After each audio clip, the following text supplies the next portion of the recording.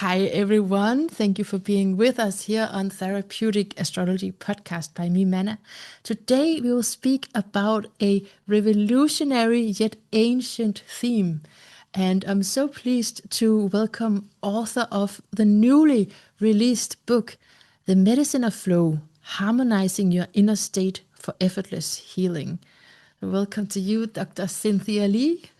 Thank you, Manna. It's lovely to be here with you. This is your second book, right?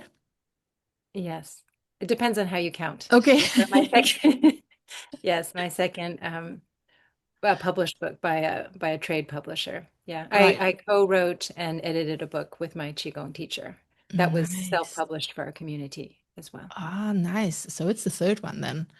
Yeah. Um, so is there anything you want people to know here in the beginning? I mean, author, doctor, do you want to say something about your titles and your background?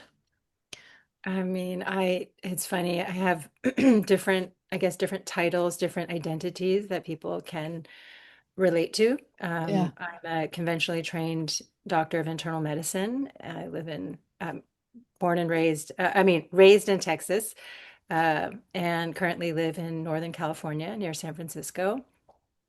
I'm a mother of two now young adult Ah, daughters.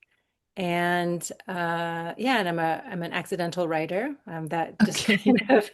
kind of began part of my healing journey. And part of my big journey is that I have been on the patient side Mm, of healing, having gone through some really debilitating conditions, including autoimmunity, hormone imbalances, mm, nervous system dysregulation called POTS. A lot more people are starting to hear about it, unfortunately, because it's becoming more common. Um, and with long COVID syndrome, yeah. people are starting to understand these kind of chronic, either post-viral syndromes or, yeah, a dysfunction of the immune nervous system, hormone system. So it was very similar. It wasn't long COVID, but it was very, very similar. So I was debilitated for quite some time. And that has been a large teacher for me in how I practice medicine and really how I live my life. So I'm those things, and I feel like I'm none of them. Yeah. So, I'm just a conscious being making her way through experiencing life.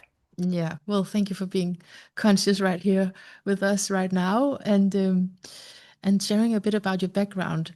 And so I listened to your book on audiobook, so just want to mention that that's possible as well. And there are many. Okay, I want to begin by saying that you say that it's a series of letters to your younger self that you've written. And you also have an interlude where you talk about how words really matter, the way that you put something. So, what was your considerations about writing the book in the way that you did? Well, the book it was kind of an intuitive knowing, like Mhm. you have another book in you. It wasn't something that I sought out at all. In fact, another book project, I thought, no, I'm kind of done with that. But it was, and I didn't mention also in the intro is one of the modalities that really is the foundation of my healing is Qigong, which is it's an ancient uh, mind body practice from China. It's the foundation of acupuncture and herbs. It's the foundation of martial arts, Tai Chi. So it's a embodied consciousness practice, and some of the practices are moving, and then some of them are still with breath work and contemplative practices. So um, when we are practicing, emptying the mind and kind of opening our heart, really inhabiting our body, Yeah. those are all steps that I talk about in my book, is that we open to, I don't know what you want to call it, but we open to guidance from life. Yeah. And sometimes it feels so invitational. It's like, oh my God, yeah, I want to do that. Other times it feels like a little bit like a dare, like I dare you to, it's time to write another book, and it feels challenging. So whatever it is that shows up is I've just learned to listen to it because I trust that there's something that I need to learn that that it will enliven me in some way that I can't quite see. So the challenge for me is, yeah, letting go of any resistance. So it was relatively easy for me just to let go of that resistance. Mhm. And it was actually relatively easy for me to write the book because the information was just there. It was To information. your Mhm. younger self, information to your younger self. Yeah, well, what happened was it didn't start out that way. Okay. I submitted the proposal to my publisher and they loved the theme. And they said, however, could you write it in second person? Could you write it as a how-to book? Mm. And I paused and I said, no, because this is kind of a how to, Yeah. it's about surrendering. It's Yeah. about being open, and how to heal with less effort, Yeah. which is a very Qigong Taoist principle. And, but I paused also there. I was like, what is that resistance in me? So I took it as a creative challenge. And one of the things about a book written in second person, that's a medical book, is that the doctor often feels like the authority. There's a certain voice that's Mm. kind of authoritative Yeah. and often necessary for that particular theme. And as I mentioned, this book to me felt qualitatively felt very different. Mm. So it was like, how did I fall into this? A Mm. more effortless way to heal, right? After a decade-long effortful way to heal. And then I had another health crisis. So that was kind of the framing of the book. So as I was sitting with this playful challenge, can I write it in second person? It was mostly the voice that I was playing, like how do I find that intimate voice and the intimate? So I began actually, it was just a practice. It became a meditative practice. And I found myself going back to the moment of the second health crisis, which was 10 years into my healing journey, steadily making um, measurable strides in my health. And I was at the forefront of integrative medicine, functional medicine. I had also gone into intuitive medicine and been learning with a medical intuitive teacher. So I was already I felt like I was kind of open. That was my Yeah. version of open. And then I had another health crisis. So I remember in that moment, I mean, it wasn't even moment, it was about 3 months. It was a 3 month period where I was really at the liminal place, right at the edge of, life and death. Like I could see Mm. the threshold, and I could see the form and the formless. It was a, you know, it was a really difficult time to go through an awakening because my physical body was so brittle. Oh. So, but in those 3 months, I remember wanting a guide. Like I was Yeah. like, I just wish, not that someone could do this for me, but I wish someone could just guide me. I wish this didn't have to be such an anomaly about Mm. how to find healing, which path to take, and Mm. that I didn't have to be the doctor of Mm. myself while Yeah. I'm doing this. So, and I remember putting out some emails and calls to friends and my husband, our family, they were also asking, inquiring for people. And it was crazy. It was like, yeah, do you know a, conventionally trained MD who's also in this broader framework of integrative and functional medicine, which is root cause medicine, and also is open to subtler dimensions and is really intuitive, and like all these different things. Yeah. And so as I'm writing this book and I'm playing with that who am I writing to voice, I came to that younger self. Mm. And I realized, oh, like oftentimes when we wish someone would show up in our life, that's actually the path that we end up living into, or the Mm. challenge of us to live into that path. So it hadn't even occurred to me then. So I began to write to my younger self, and it then cultivated this much more intimate voice. And as I began writing, and because of my Qigong practice and really emptying the mind, even though I was writing, I began to just, I felt like I was merging with the emptiness, the emptiness that gives birth to all form. So it was just like me as an empty self writing to the emptiness. It began to be this very powerful portal. And uh Wow. and the book just kind of wrote itself, in second person.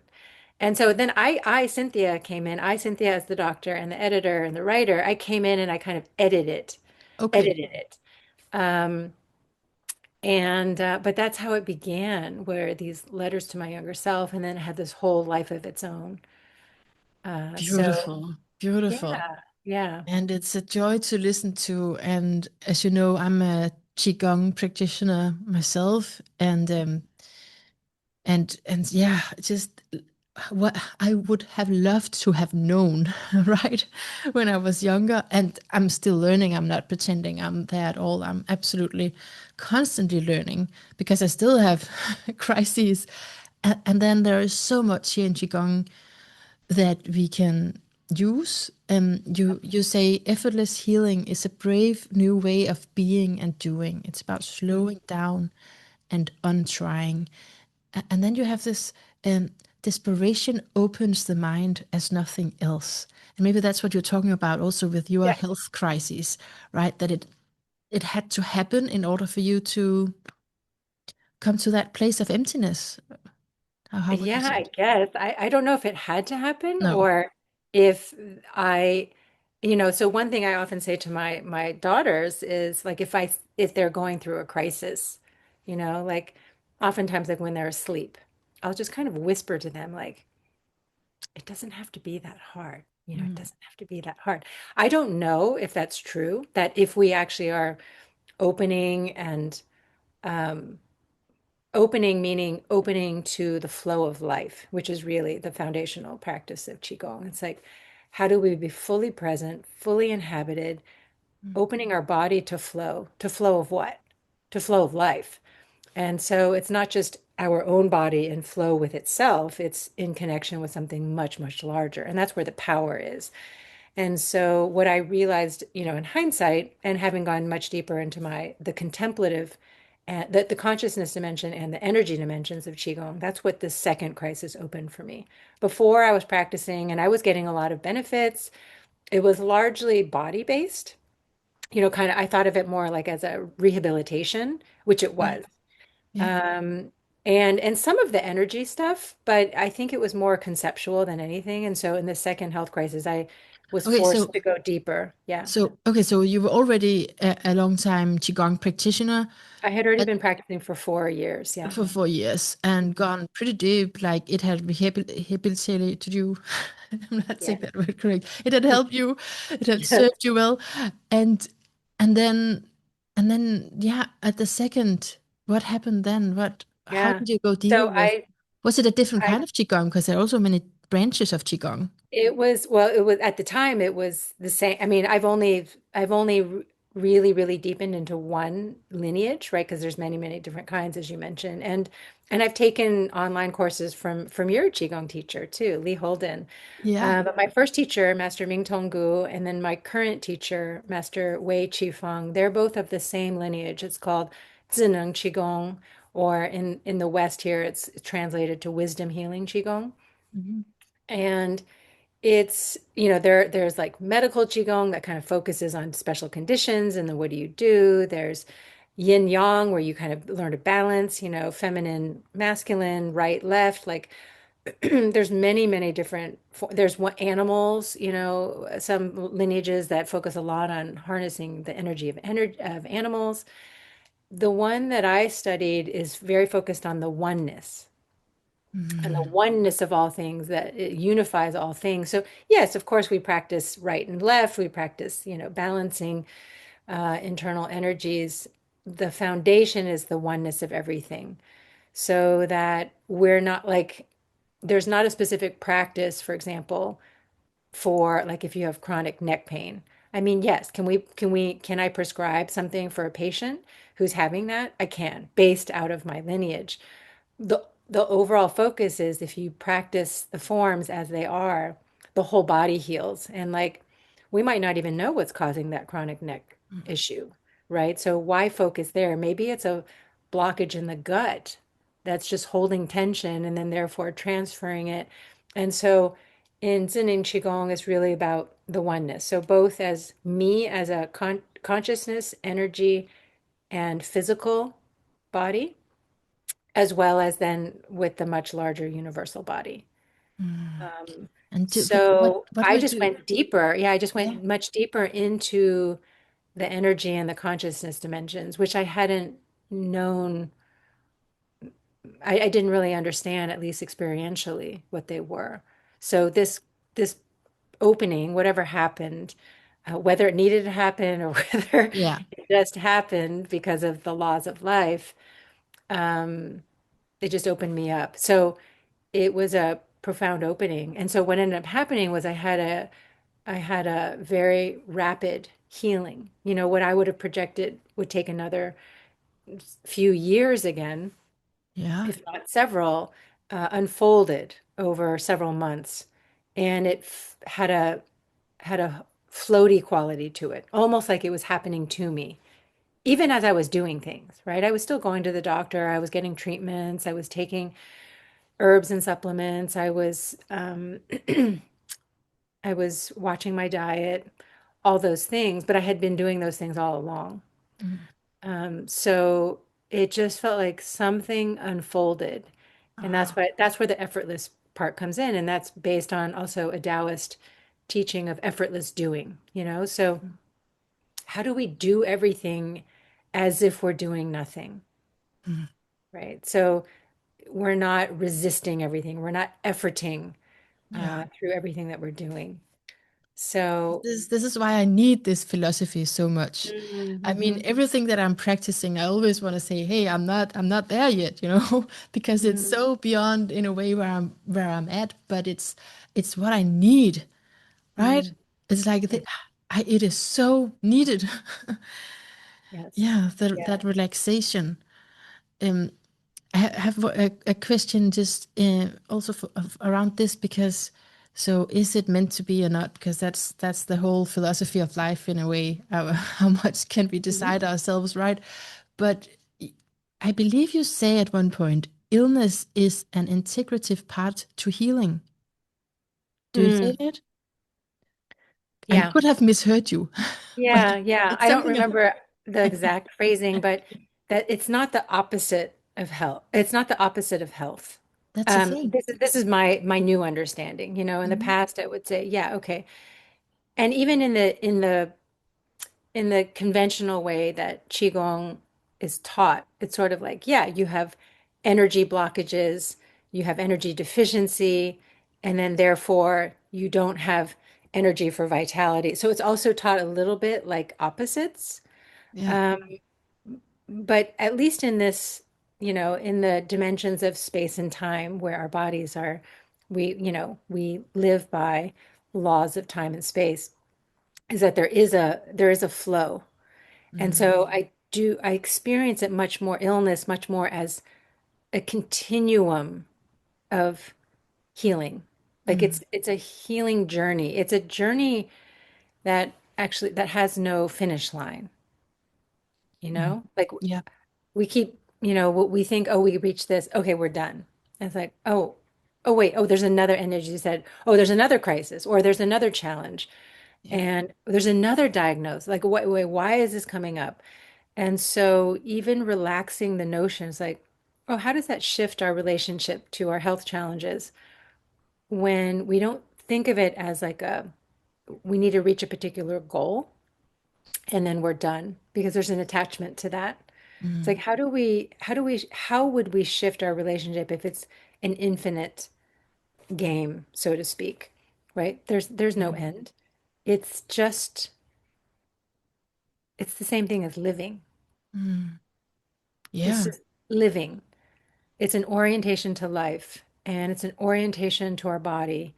It's part of the experience of aliveness. And I don't mean that at all in any euphemistic way. I'm not someone who says like, "Oh, my illness is a gift." I mean, I'm not there yet. No. But I say, "Oh, it's an opportunity and it's just part of life." Yeah. So in my current qigong learnings, it's really beautiful. It's very simple. It's that health challenges come to show us two things. One, the laws of life, right? So, yeah, you know what? A lot of my health challenges, right, may have been contributed by suppressed grief, by environmental chemicals, by hidden infections, right, by genetics. Like there's a whole soup, Multi-factors. yes, of factors, right? So it's showing me that it's like, oh, yeah, you know what? Like that, your body reached a certain point, and then therefore this happened. Mm. The other piece that health challenges reveal to us is our inner state. Yeah. So, yeah, where are we in terms of our conscious awareness? What is our relationship? Because there's one thing about what's happening to us Mm. on the physical level and even the emotional level. But there's another dimension, which is a huge dimension, that is usually seen as separate in medicine, even in holistic medicine. It's like spirituality, what we might call spirituality or an inner state is kind of separate, right? It's like, oh, it's what gives you meaning, it's what gives you purpose. And so at the energy level and the consciousness level, which is really what I talk about in this book, in very, very organic sense, not in a spiritual and certainly not in a religious context, in a very organic, this is how our body is designed way, Mm. the energetics of the body. So, yeah, really deepening into that and realizing, oh, so much of my energy patterns are related to my consciousness state, right? Yeah. So it's related to where I have resistance. And and I don't mean acute resistance. Acute resistance is often life-saving. So we need that. And even when it's not so dramatic, right? We need resist. We're designed with resistance in our body as well, just to exist. Mm. But chronic, effortful resistance where we're fighting things, Mm. um, or protecting ourselves from things is problematic for the Yeah. body. That's very. So, what is my relationship, right? I can have symptoms, but what is my relationship to the symptoms? Because then it becomes a spiral where my mind keeps that, actually builds, gives more energy to Yeah. that pattern. Tell me about So, it. Yeah. And and what you said around like the inner state and how you would, I don't know, traditionally divide it up, but that's just not, I mean, in therapy that's so evident that what what brings you joy, what heals you is also what gives you purpose. And that's not a physical, you can't see that in your body, but then it affects everything, right? yeah. Yes. Whether you have a purpose or not, you feel you have a purpose. Yes, yes. Yeah, so it's not if it's a mental concept, it's very diminished in terms of the healing potential. If it is an embodied, to your point, if it is, we receive it energetically and as information that comes into the body, which is why any consciousness practice, as I understand it, needs to be, and originally they were very, very body based, right? What it could be, if it's just a contemplative practice, very, very focused on the breath. And then, our ancestors back in the day were much more connected to the earth than we are. So now we've kind of evolved, unfolded to this point in time. And if we're just doing a contemplative practice, we don't have that natural, or most of us don't have that natural groundedness in the body because we've been detached from the body of our planet, of the natural world. We've become detached from our bodies because so much is now virtual and it's Yeah. very, very mental. And we need So to inhabit the body, you say. I love that yes, term. yes, it's the Inhabit the body. grounding. It's the grounding and it's a necessary part of that triad. It's not the lesser than, which many wisdom traditions can make it. It's like, okay, focus on the mind and the heart, right? And then the body, oh, the body's mortal and it's fleeting, it's not that important. It's like, no, no, the body's what grounds it. Yeah. And also we can develop health challenges Yeah. We can also become dissociative if there's big expansions in consciousness and we're not fully grounded in the body, in time and space on the earth. So with these practices like Qigong, it's everything's built in. Yeah. Everything's built in. So we don't even have to think about it. We can think about it in hindsight because it's kind of fun to, oh But yeah, if you, yeah, just do the practice, right? Just do the yeah, practice and it's all built yeah, in. Yeah. yeah, do the practice. That's so amazing. Um, So, and I want to ask you about energy fields as well. Energy fields. mm, The hmm true nature of everything is energy. A lot of people say that, but what is it around these empty spaces? And you say that we are almost fields within fields. And I'm yeah. also curious, like from your doctor mind, because you say that, like you have there's a doctor mind, and then I guess the one you have now. I don't know. Well, they're inseparable. I mean, they're Yeah, just okay, now. one. So yeah, but the term energy means something very different to me now. Right. Um, because in the past, if I heard energy, and also I would say in my Qigong practice when I was first starting, um, it felt either abstract or it felt kind of like when we talk about spirituality and medicine, it felt separate. Yeah. Like, okay, you know what? There are people who talk about the energy body or they talk about energy fields. I don't really know what they're talking about. And they're kind of just using a different framework. It doesn't really pertain to what I'm trying to do with my healing Mm. or what I'm trying to bring, to my patients. Um, so when I ended up deepening into the energy and consciousness dimensions, and then I began to really simultaneously dive into the just the organic design of our bodies, was I realized energy fields and energy has been kind of around, in my medical training, but we didn't call it that. Oh, what did So you call it? well, we called it, well, because we weren't focused on that. We were Mm. focused on diagnoses. Ah, yeah. So, for example, I mean, this is a fundamental essence of our being is that with every heartbeat and with every impulse in the brain, which is tens of thousands a day, every time we have an electrical impulse like that, we are generating a magnetic field. It's physics 101, right? You have an electrical current, you generate a magnetic field. Mhm. So we can just call that the electromagnetic field of the body, right? So, but each organ that has these waveform patterns, notably the brain and the heart, and then our breath, right? Respiration is waveform.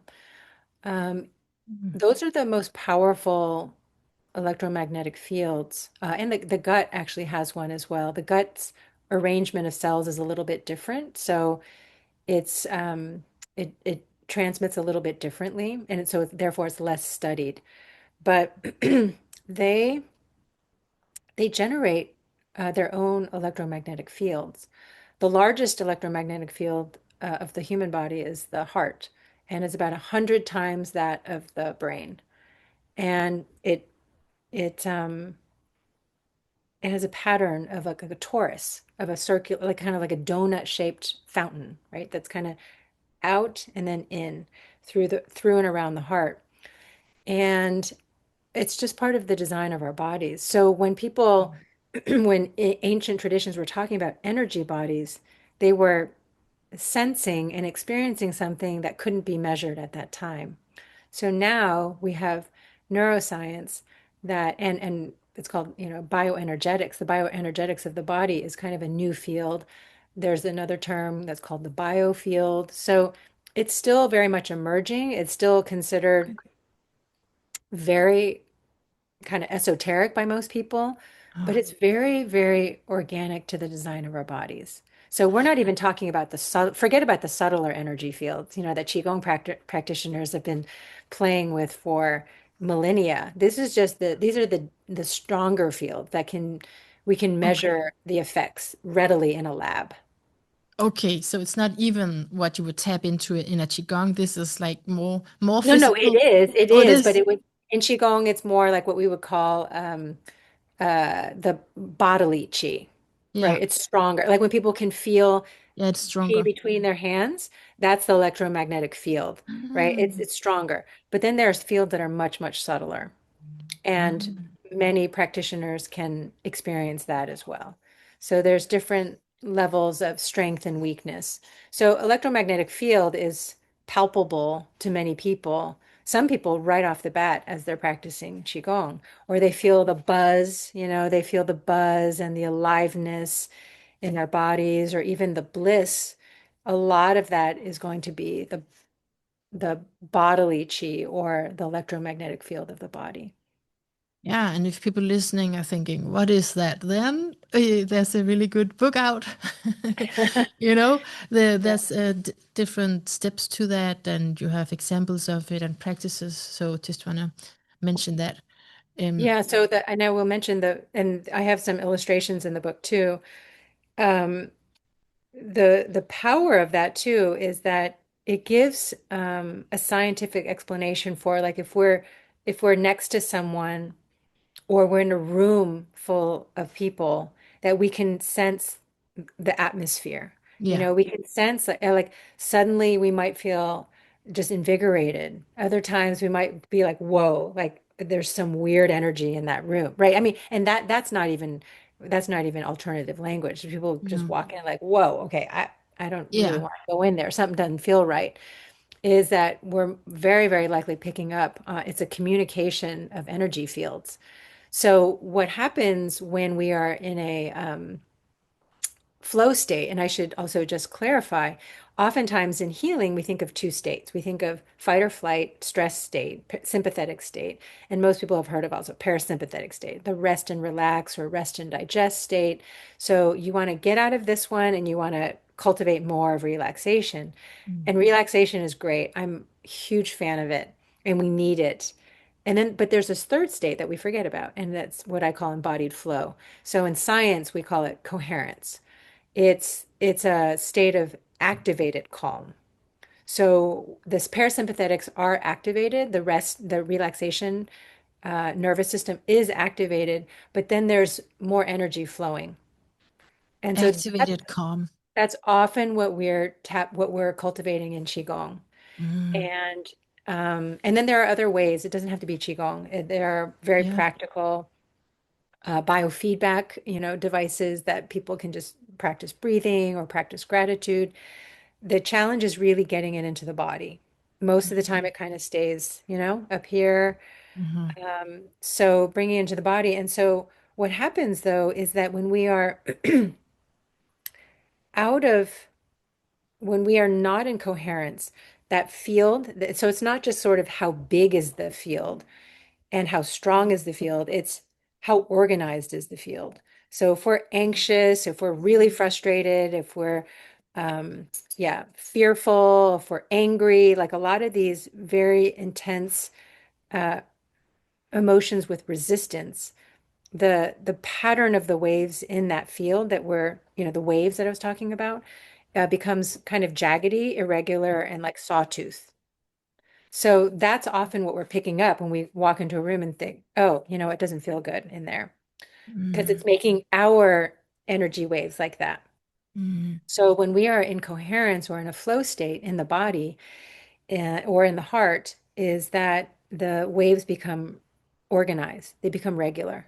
mm, And so we can sense that too. It's like, oh, like the body just responds to that. So when we are in that state, and just imagine, right, you have this big electromagnetic field of the heart and it's organized, our cells function optimally. So that's why healing can happen much more quickly. Is, mm. oh, you know what? It's like it's like an orchestra where in the beginning, people are feeling a little bit frazzled and they're kind of trying to tune into everyone else, but it's very effortful. And then suddenly you come into coherence and the whole orchestra plays as one body. And they just begin to harmonize and they're riffing off of each other and they're just having a really good time. So And this that's what is happens. even though maybe even like I'm in calm, but the other people are more frantic, then I can still create coherence.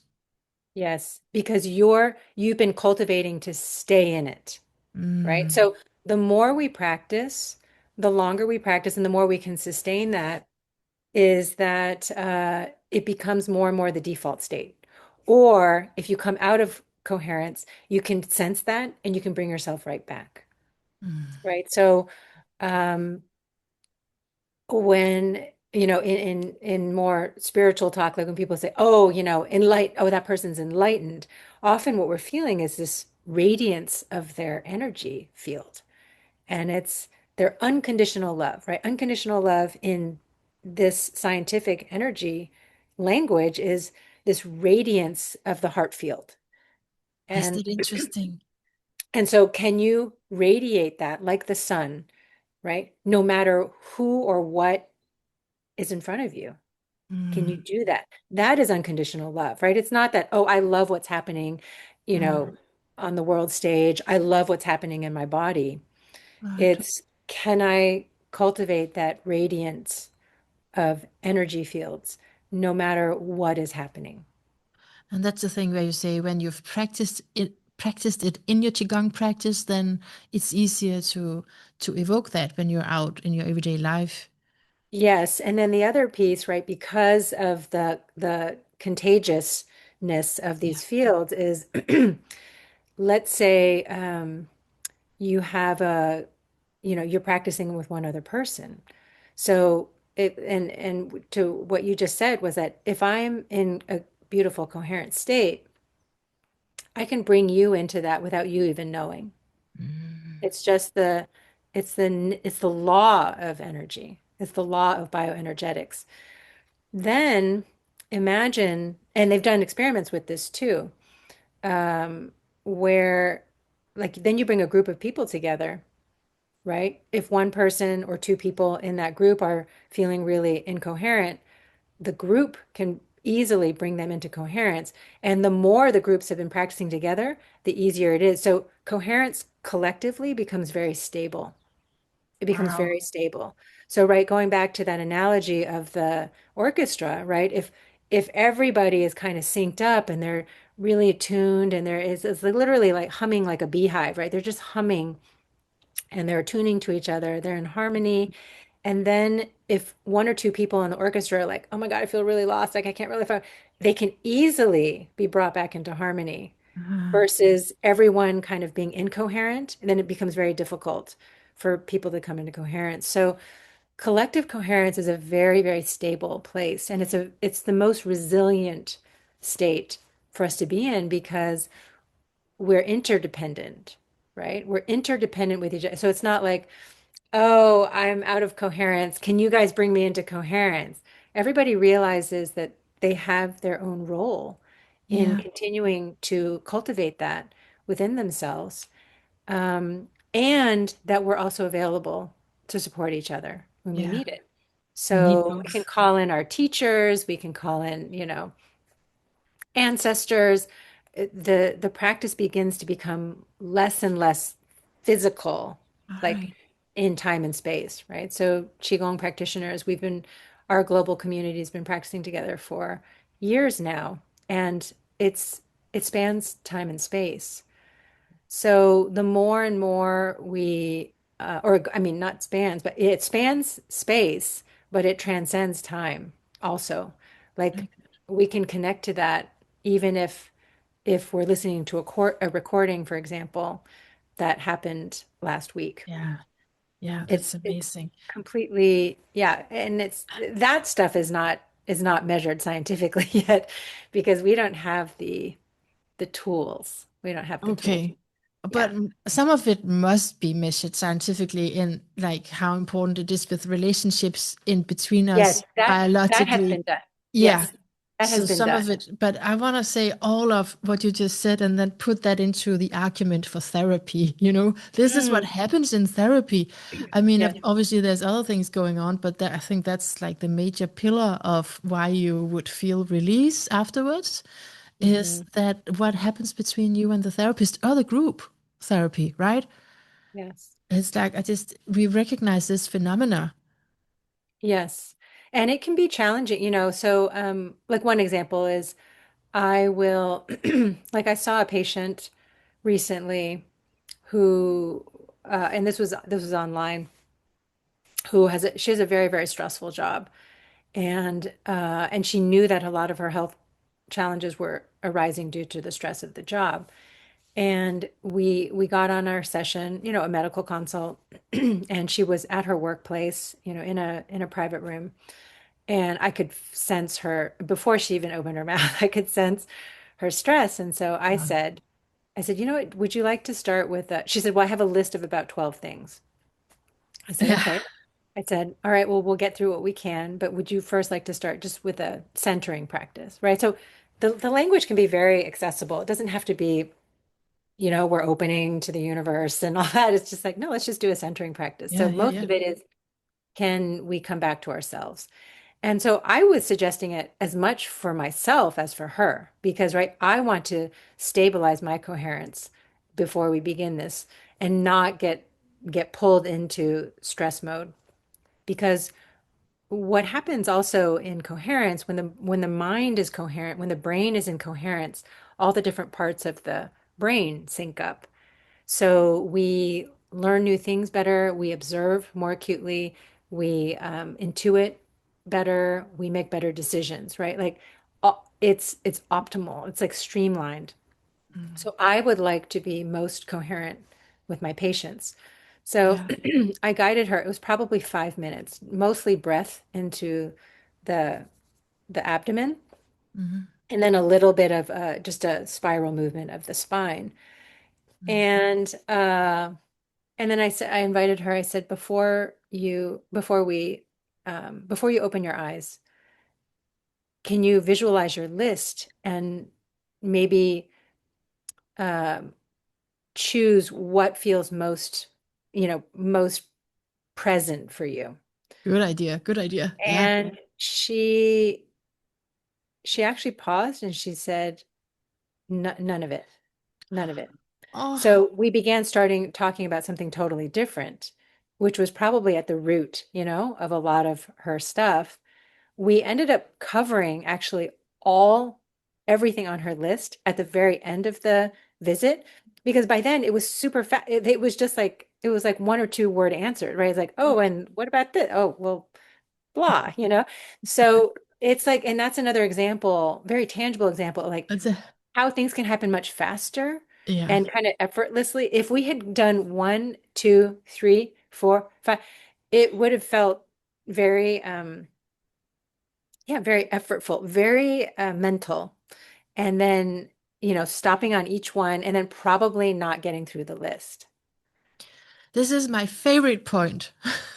This is, I'm so Yeah. excited that to bring that example. I'm so glad you just had that experience and could share it.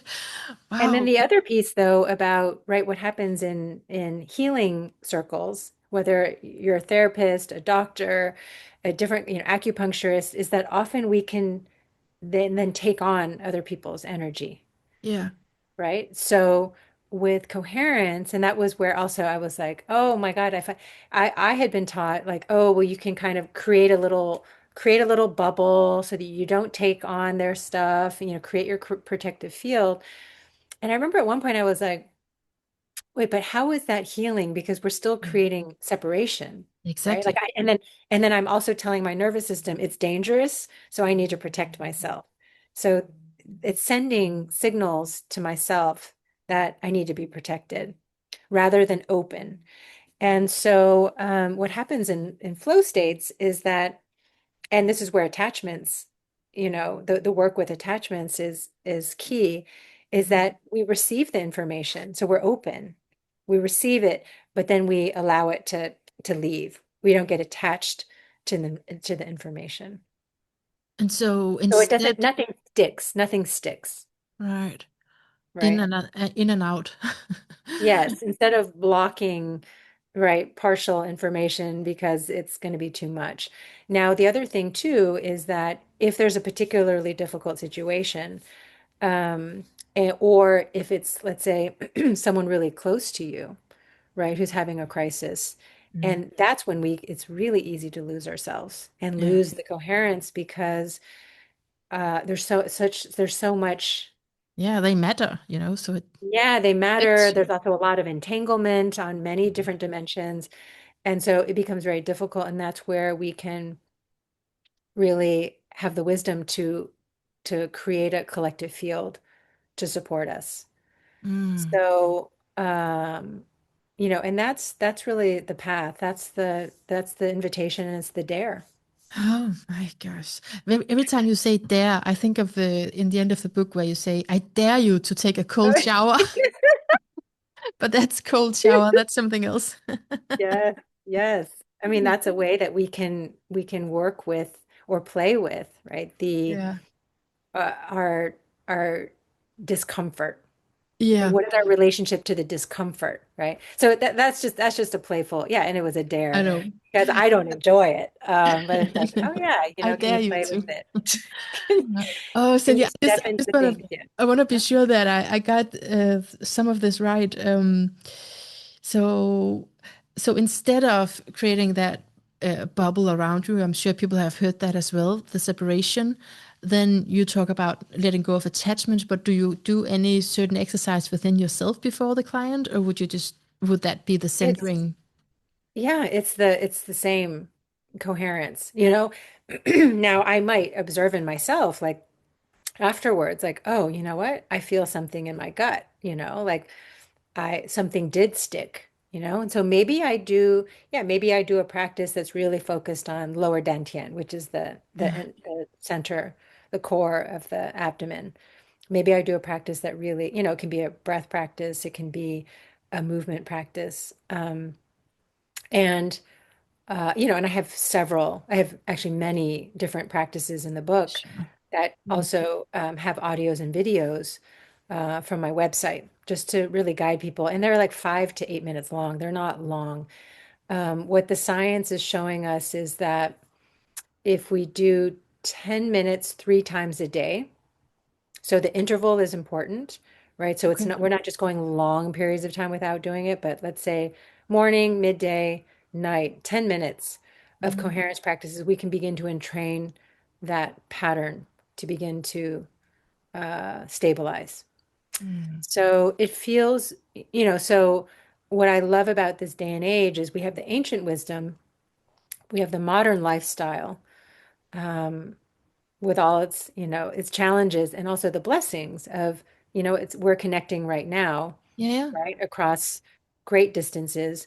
We also have biofeedback devices, like I said, we have recordings. It is easier, and then we have science. So the science makes it much more accessible. Mm. Whereas my Qigong teacher might say, "Oh yeah, you need to practice 1 to 3 hours a day." I was like, "Who can do that?" It's too much. And Yeah. then too much, and then you lose your focus. I mean, the whole bit. Even if you have that time, Yeah. but the science is now telling us, as little as 10 minutes 3 times a day. Oh, that's So great. it feels doable. And then the Wonderful. more we feel that, the more it becomes its own intrinsic motivation. Yeah. Yes. Yeah, because you feel good from it Yes, and you want to do it. yes, Okay, I yes. just had a question from the earlier point, because then you said the collective consciousness and as I'm sensing, like it could be ancestors or anything that you are in connection with that you maybe can call forth. I can share, well, let me share something that's more relatable in everyday life was that I when I was kind of in this time of crisis, what my daughters did, it was very, very sweet. They knew I had my Qigong practice, and they had taken a closet in our hallway that was just, it was just it was just a storage closet. They took it out and they actually transformed it into a meditation room, right? Because there was nowhere else in our house that was actually, so it's this little closet. I can sit in it, and there's a little shelf on the back wall. So they painted the walls. I mean, it's gorgeous. There's clouds and, sky on the walls. And then on the front wall, which is kind of a slant because it's underneath a stairway, it's this colors of a sunset or a sunrise, like depending on how you look at it, right? It's just these different colors of orange and yellow. So then there was this shelf, and they had put little things on it, like shells, and they created little angel figures, and so it's just very sweet, little Yeah. signs about love. So I started sitting in it, and it was funny, like it wasn't really my thing. I was like, it feels very odd to sit in a closet, but at the time, it was also a little refuge that I could get from Yeah. the hustle and bustle of our house. So I'm sitting in there, and then over time, I just started putting in photos, people who had died, my grandparents, teachers, things. And it was to help my mind focus, right? And to Mm. feel their presence in a very tangible way. Good, good, good. And then I realized, oh, I mean, that's of course like the role of altars or Okay. or sacred places where they had, big stones or big Mm. um, monuments even, right, that were erected, statues. And so they're all ways that we can bring ourselves back to ourselves if we see Yeah. that, if we don't externalize, right? So usually we externalize and we're like, okay, I'm going to pray to that person, or I'm going to, right? Like Yeah. So it's more the relationship worship you that can. person. Yes, Mm. as opposed to something that's very intimate and internal. Yeah. So the more and more I brought all those, the photos and the other symbols of people, Hmm. whether I knew them or not, whether they were still living or not, I realized, oh, that's the role. And so I'm creating a collective field. And Oh, then I yeah. realized, like, all it takes is a conscious awareness. They're just a conscious awareness away. And you ask a lot of people, who've lost loved ones, it's just like, oh, They're how, just how, a conscious awareness away. I yeah, like that. They're just a yes, conscious it's awareness away. it's so it's so close to us, their presence, Hmm. and so we can create that, and it goes beyond time and space, right? And so I lost my partner when I was with a partner in my 20s, and we were engaged, and he was just a huge part of my life and a huge part of my whole medical training. And Okay. he died in a car accident, right? He was 29, I was 28. And what do Oh, you know about life and death at that point? I mean, I was just still continuing to live my life, right? And mm. hadn't really anyways, part of my healing journey was being with that grief and Yeah. connecting with him in a different way. Wow. And you know what? Like his photo is in there in my, Mm. in my altar room. I call it my altar room now, this closet. And it's there's a lot an aliveness to the presence. It's not something of the past. His physical Mm. body, yes, and Yeah. that relationship, but there's an aliveness to his spirit, Mm. and we can create that collective field in a very tangible way. Mm. So, and then Mm. always going back to the self, to the conscious self. It's like, oh, I am creating this. This is me creating this so that I might, experience Yeah. life in more of its abundance and more of its wholeness, which is wholeness and health share the same root word. Yeah, So that's the there's thing. a much, much bigger understanding of what health is than having my symptoms go away. Yes, for sure. Oh, I'm really, really glad for that last explanation as well. I hope people find that inspiring. I know I do, and it's completely aligned with what I believe in, which for many people is really far out. Mhm, but mhm, mhm. but it's the way that you explain it. It's just a conscious awareness away. Yeah. Um, And the collective field can be nature too, right? Like, so yeah, sometimes I'll sit in a grove of really tall trees. It's their presence, it's not just a tree that's in the background, whatever. They are full presence. And then the more and more in Qigong, what we do is we focus a lot on emptiness, on the empty spaces, right? yeah, And then if we recognize, like, oh my God, all this air in this room and extending out all over the planet. It's filled with subtle energy fields. And that's quantum science. That's not even qigong. I mean, that is qigong. It's yeah, quantum science now. So it's like there's an aliveness. It's not just background. It's not empty space, meaning there's nothing there. And so there's an interconnectedness to everything, right? There's an That's yes. aliveness to everything. So if we're sitting in a grove of trees, we're walking through a forest, we're walking on a golf course, whatever it is, like, oh no, like I'm in the presence of something Yeah. that is supporting my field, Yeah, and my there's own just inner state. Yeah. many ways of explaining that, experiencing that. And what I've seen is that it has really remarkably changed the way that we speak about channeling, Mm. where it used to be in a certain setup, and now it's just it can happen to many of us, like in random ways, almost like when you were explaining about writing this book, right? It's like so things are becoming more fluid, or we are starting to experience it more fluidly. Yes. So just as I was saying, how the musicians can attune to each other, right? And that's what we do when we practice Qigong together too. Or if you're doing a therapy session or I'm doing a medical session, it's like we're attuning to Yeah, each other, but yeah. primarily we're attuning to our own state. Am I coherent or not? And my consciousness is the master of that. Mm. So that's my true self, right? So I am attuning to myself, which helps me return to my true self. And then we can attune to subtler information, which Mm. is my understanding now of channeling, Yes. right? We're Yeah, just attuning to different frequencies. And so the exactly. more and more we practice attuning to that, it becomes second nature. It will just happen spontaneously. Exactly. Wow. Yeah. Oh, Cynthia, this is so good stuff, man. I wanted to take some time to look at your birth chart as well. You've Oh told yeah. me I've never had my chart read. you never I had it. don't Oh, no, I don't know a lot about astrology. So um yeah, I'm kind of curious. yes. So I mean, just in general terms, which is what it's gonna be at when we just have short time, right?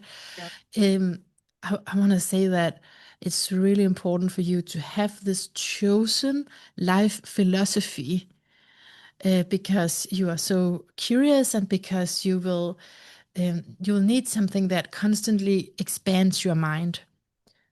um, like you would not be able to settle for less than something like qigong, where it's just endless with what you can learn and dive into. So that's really big because of your moon in Sagittarius. It's also your ascendant, and your Libra. So you're a Libra sun, right? You know that. So that's Okay, yes. yes. Hmm. So definitely wanting to discover more and learn more, and having that really open mind and extroverted mind as well. And then from speaking with you, I also really notice the Virgo qualities you have, and I also saw that before, because just relating to medicine, that's the Virgo, Mm. that's the healing in that sense, and like Oh, interesting. yeah, and healing in that medicine way. Um, and it's also the writer, it's the editor. Hmm. That's really good. Hmm. And it's also the archetype that can put such we can take it as such a pressure on ourselves. It can be so hard because we are so responsible, right? And we want to do it correctly, Hmm. which is really really helpful in this field, and is, I think, also like leading you to this field of, okay, how can I now be with this all of the skills that you have. This Virgo quality is like, it's you can actually do stuff like that. When you explained about all the effort that you did in the beginning, the effortful effort, and that's the Virgo. You can do a lot about it, but Hmm. then how can I now use those skills in a way that is a lot more helpful and easeful, and Hmm. not pressuring, because it's still it's highly skilled, and it can be so precise, but it doesn't have to put so much pressure on your shoulders. Hmm. Yeah. So how about that thing about that it's important for you to have a life philosophy, to have something that you choose for yourself? Yeah, I guess I never thought of it that way. Like I never um that term seeker, for example, never quite resonated with me. I Okay. never felt like I was seeking. I felt like Like even all of these experiences, even if we are just talking about the shifts in consciousness, which have been really profound, is I feel like my motivation was simply that I wanted to feel better. I just want to feel Yeah. a little bit better. I just want to feel a little bit better. It was never about becoming more intuitive, becoming, more, I don't know, expansive and, having No, okay, but then visions and all that. But what yeah, so what could make you feel better? Like to play around with that question, like, okay, what could make this person with this chart feel better? Well, never stop working. Cease. no, I mean, it was very simple. It's just I just wanted more energy and less fatigue, less Yes. pain. I Yeah. mean, it's what I say a lot, to patients like, well, it's not just about not having symptoms, right? It's about something more. But no, I've been in that realm for a long time. Like, I just want to have, longer stretches of time, right, where I feel well. Yeah. Yeah. Yeah. Like it feels quite simple. So Yeah. if I had a guiding philosophy, Yeah. and this is where Qigong has really taken me as well, and it resonates so deeply, is simplicity. Yeah. Like I love a simple life. That There's not sounds a lot good. of things that I want. And so even this notion about, okay, what is healing? It's like, oh, I just want to feel a little bit better. I Yeah. just want to have a little bit more consistency. Not so many challenges, Yeah. So I felt like my guiding, whatever that is, that the impulse that has guided me into many of these new realms, whether it's in medicine or energy, it has just been very simple. It's like Yeah. very, very simple, very humble. Yeah. Like it does keep me humble. It does keep me Absolutely. grounded. There's no you can't have arrogance about it when when I don't know, these challenges, they connect you to the suffering of other people. You know, Mm. Yeah. they remind you, of the power of being alive. I like that point, that it's also connects you to other people's and their woundings, what you've Mm. been through. It's easier for you to help in a way. Yeah. Yeah, and the humility. Yeah, I get that.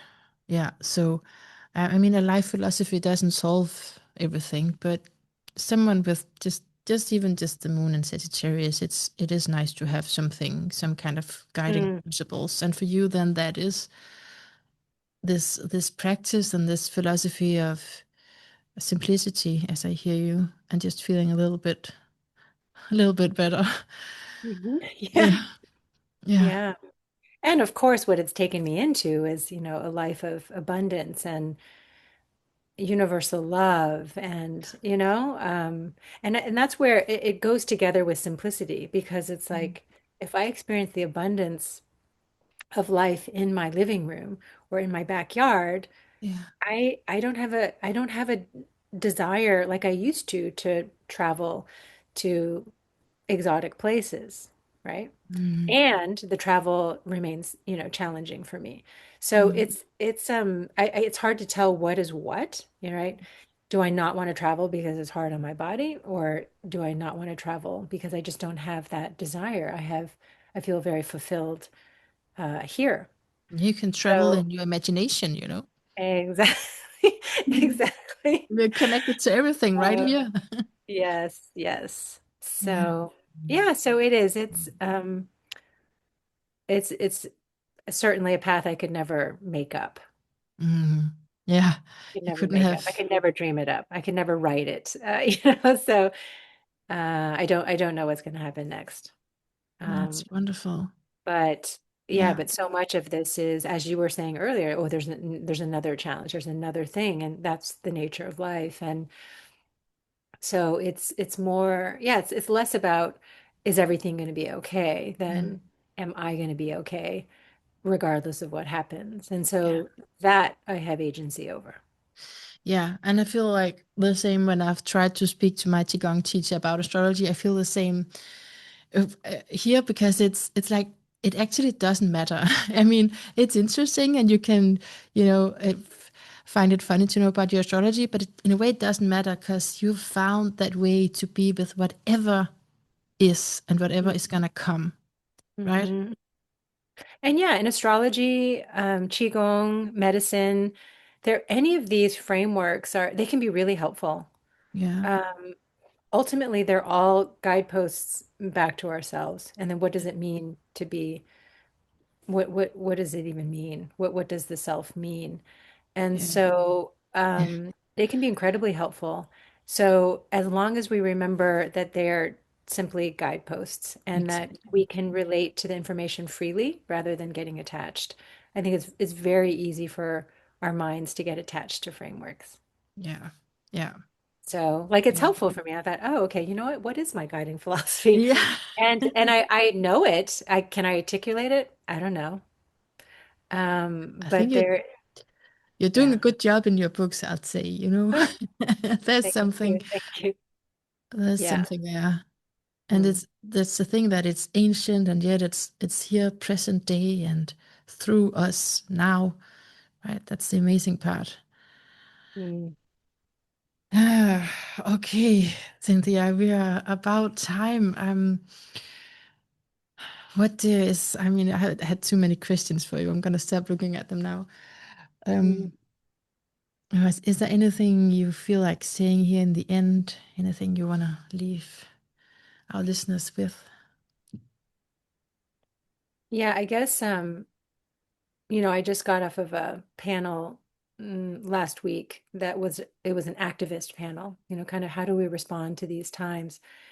Oh yeah. And I do feel like the notion of effortless doing or effortless healing is often mistaken as idleness or passivity, right? Yeah. Like because it is. We tend to think in terms of that duality of you're either stressed and you're doing something and active, or you're resting on the couch and you're passive. And again, this third state is Active one calm. of Active active calm. calm. Yeah, so you're fully present, right? And kind of and open to the flow of life.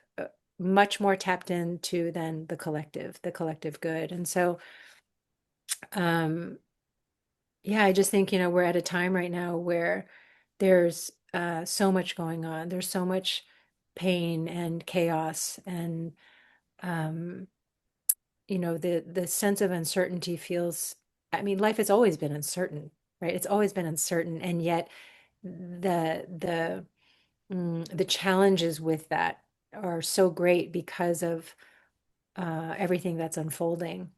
Mm. And so we tend to either we have to fight and resist 24/7, or we're weak and we're giving the other side this and that. And it is very much and each side feels like they're trying to survive. Yeah. So with the coherence work, because first we learn how to cultivate it within ourselves, and then it's like, oh wait, there's a much larger thing happening here because we're not isolated. Healing doesn't happen in isolation. Life doesn't happen in isolation. There's a collective. And so how do we begin to attune to that? And it becomes what I call a peak activism state, right? So it's Mm. just like in our bodies, it's an optimal or a peak healing state. When we extrapolate it to world events or community events, or it doesn't even have to be that big, it can be to our family, it becomes a peak healing state for that too. So we begin to attune more to the collective good rather than what we personally might think is the right outcome and the right way to get to that outcome. There begins to be much more flexibility and looking also much more longitudinally, right? So oftentimes what happens, oh, this is actually an important point to end on. Oftentimes what happens with flow is we tend to think of it as the feel good feelings and bliss and openness and buzzing and energy. But if old patterns are breaking up, right? Like there was like stuck grief somewhere, there was stuck anger somewhere, and it's suddenly like it's like a dam breaking, then we can feel that more. It's going to come up and Mhm. it doesn't feel good, but it's like, oh, stuff is moving now. It's not frozen. So with the bigger collective, right, whether it's with our family community or like a much bigger global collective, is that oftentimes there will be this churning up of things that we may not feel comfortable with, but Yeah. also seeing the much bigger picture is like, oh, this is part of, as we were talking about illness being kind of part of the part of health, like they're kind of the same Mhm. process. Um, that there begins also, yeah, kind of an ease with that and just letting go of what we feel like we must do right now, 24/7. Yeah. Yeah, that is really good to end on. That is really good to end on. How it Yeah. also shows up and we're relating to the world and what's going on now. I'm Mhm. happy to hear that you're on such a panel, or are going to be. Yeah, I was. You Yeah. was, yeah, Yeah, great, yeah, yeah. great. It's very So similar to, needed. right, like the one-on-one work with the patient and feeling like, okay, wait, hold on. Let's first pause, Yeah, come into a place where we can see more clearly, we yeah, can be more present to each other and to ourselves, mm, and then move from there, respond from there. yeah. Can you imagine that on a larger scale? That would be so good. Even when you said what we think is right, and I was like, yeah, that's set up for failure in a way, because I can be Mhm. wrong. Yeah, yeah. And what we think also might be working against whatever forces of life are playing out as well. Yeah. There are all sorts of forces that are playing out that are not visible, and we Oh, tend to forget that. that is some cliffhanger here in the end. That's a place to say everything you don't want to say anything more about. That's right now. Good, interesting. Oh, oh man, thank you so much, Cynthia Li, Dr. Cynthia Li, and I'm of course linking to your book in the show notes. Thank you so much for taking the time to be with us and say so many inspiring things. Mm. Thank you. Thank you. It's been a real pleasure.